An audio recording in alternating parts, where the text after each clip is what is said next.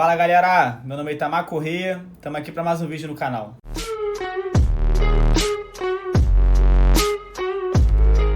Então galera, como vocês puderam ver no título do vídeo, hoje eu vou falar sobre a Sanepar, que é uma empresa de saneamento básico do Paraná, mais especificamente da ação preferencial dela, que é a SAPR4. Então eu vou dividir esse vídeo em duas partes. Na primeira eu vou fazer uma análise fundamentalista, vou pegar os indicadores, vou analisar um a um, vou ver como que a empresa está em números e depois eu vou falar um pouco sobre os bastidores, porque como vocês sabem, no momento está acontecendo a crise hídrica no Paraná. Então eu vou falar um pouco sobre as notícias, sobre o que está acontecendo, sobre os planos, as medidas que estão sendo tomadas pela Sanepar, mais especificamente, para passar por essa dificuldade.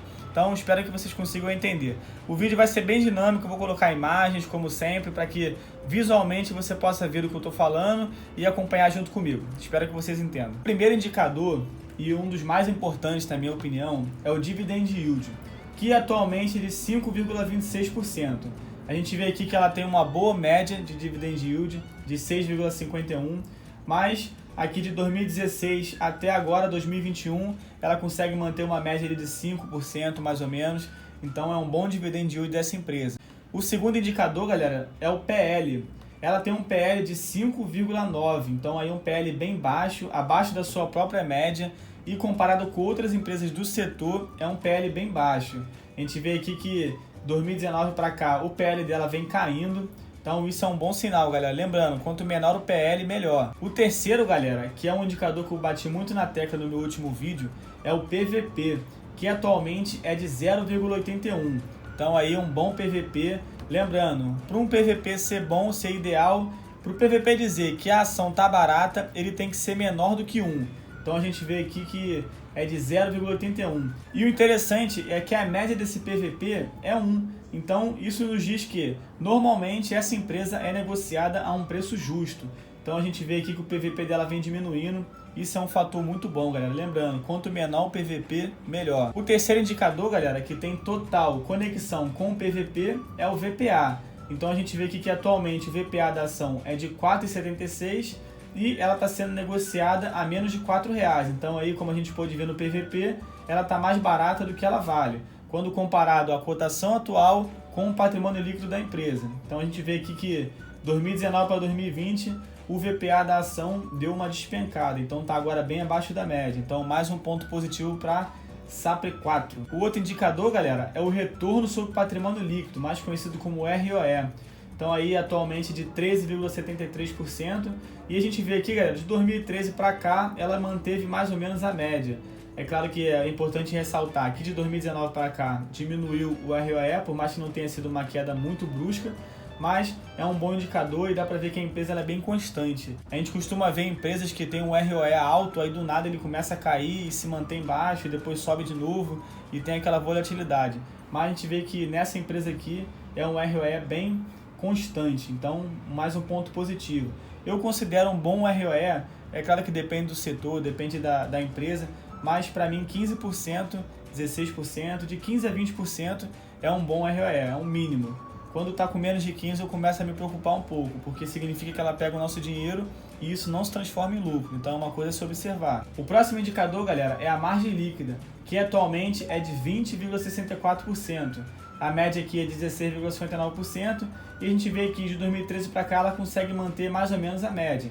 Então aí mais um ponto positivo. O próximo indicador, galera, é a margem EBITDA, que atualmente é de 40,49%. Então um bom indicador aí, um bom valor. A média é de 36,15% e novamente no gráfico a gente vê que ela mantém a média de uns anos para cá. Então, galera, a gente vê que é uma empresa bem constante, bem sólida.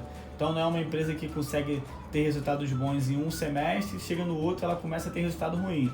Então ela, por mais que ela possa cair ou levantar suas margens, seu lucro, ela sempre mantém uma constância. E isso é muito bom, porque é segurança para a carteira, galera. O próximo indicador, galera, é a liquidez corrente. O ideal é que seja maior do que 1, igual ou maior do que 1. Então a gente vê aqui que atualmente é de 1,6 e a média dela um pouco baixa é de 1,03. Mas o interessante a se observar é que de 2018 para cá a liquidez corrente dela tem aumentado. Então a tendência é que continua aumentando. Então quanto maior de 1 for a liquidez corrente, melhor. O próximo indicador, galera, é o lucro por ação, que atualmente é de 0,65 e ela tem uma média aí de 1,11. Então aqui está um ponto negativo, um indicador negativo dessa empresa, porque a gente vê que de 2019 para cá teve uma queda muito grande. Então é interessante que essa empresa comece a aumentar seu LPA, porque atualmente é um valor bem baixo. A média até que é boa, mas o valor atual é muito baixo, então é um fator a ser observado. Galera, eu bati muito na tecla da constância nos números dessa empresa. Então a gente vê aqui, fica mais nítido quando a gente vê esse gráfico aqui das margens. Então a gente vê que de 2016 até agora a constância nas margens. Então a gente vê aqui a margem bruta, a margem EBIT e a margem líquida. Então isso é muito interessante, galera. É uma coisa que me chamou muita atenção nessa empresa. Então aqui fica bem nítido o quanto essa empresa é constante. Essa empresa, galera, tem um patrimônio líquido de 7 milhões de reais, tem um ativo circulante de 2 milhões de reais, tem uma dívida bruta de 4 milhões de reais, então é uma coisa também para ficar de olho, tem uma dívida muito grande, e um valor de mercado de 5 bilhões de reais. Então é uma grande empresa, mas essa dívida bruta aqui, dívida líquida, é uma coisa a ficar de olho, porque é uma dívida muito alta. Agora, galera, vamos pular para a segunda parte do vídeo, que são os bastidores. Como eu falei, o Paraná está passando por uma crise hídrica, uma crise muito grande, e eu separei algumas notícias, algumas medidas que estão sendo tomadas para passar por essa situação. Então vamos lá. A primeira, galera, e não menos importante, que define bem o que a gente vai falar: Governo do Paraná decreta situação de emergência hídrica em todo o estado. Então foi decretado lá emergência hídrica. Então o Paraná está passando atualmente por um momento muito difícil. E claro, a Sanepar, por ser a empresa de saneamento básico de lá, está passando por uma crise junto.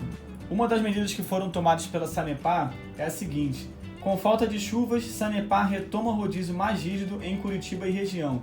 Então eles estão fazendo aí um rodízio de horas, então você recebe água por um período de tempo, depois você para de receber, para que todo mundo consiga receber a água e não fique um recebendo mais do que o outro. Então é uma forma aí de você conseguir balancear o consumo. Outra medida, galera, é a distribuição de caixa d'água, porque se você tem uma caixa d'água, se você tem água armazenada, você consegue estar preparado por um momento que você para de receber água. Então tem muitas regiões, é claro, em todo o Brasil, que não tem caixa d'água, que as pessoas não têm acesso a esse material importantíssimo.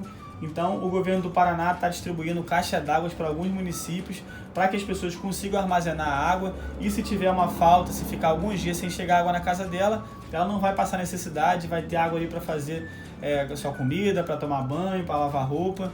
Então uma medida aí muito interessante que está em andamento lá no Paraná. Chuvas abaixo da média em Curitiba.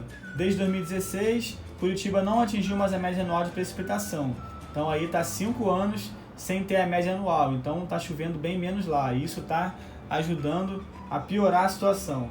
Então aqui estão algumas medidas. Então o governo autorizou aí os órgãos estaduais a empregar recursos humanos, materiais, veículos e equipamentos para auxiliar nas operações. E outra coisa também é que as empresas que prestam serviço de saneamento básico, que a Sanepar está envolvida, estão autorizadas a executar rodízio de 24 horas. Então, como a gente leu lá na notícia anterior, eles estão autorizados a fazer esse rodízio de forma a balancear a distribuição de água. Então, galera, a gente pode ver nas notícias que a Sanepar está completamente envolvida nessa crise hídrica, por ser a principal empresa de saneamento básico do Paraná. Então, a gente percebe que as ações da Sanepar vão sofrer um impacto com essa crise hídrica. Então, muita gente com medo de perder dinheiro, então muita gente vendendo.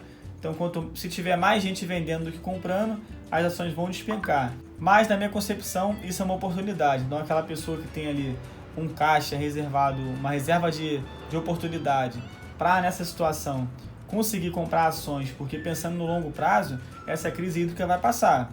Então, a gente tem fé que vai passar. Então, quando passar, a empresa vai se recuperar e as ações vão voltar a subir novamente. Então, quem comprou agora barato, comprou agora por um preço bem mais barato do que ela vale, lá na frente vai ter essa recompensa. Então, se você tiver paciência, você consegue observar essa oportunidade. Então, pensando no longo prazo, na minha concepção, é uma boa aposta. Então, galera, esse foi mais um vídeo no canal. Espero que vocês tenham conseguido entender, que as imagens e os números tenham ficado bem esclarecidos para vocês. Então, se você gostou do vídeo, curta, se inscreva no canal, ative o sininho. Tamo junto, galera. Abraço!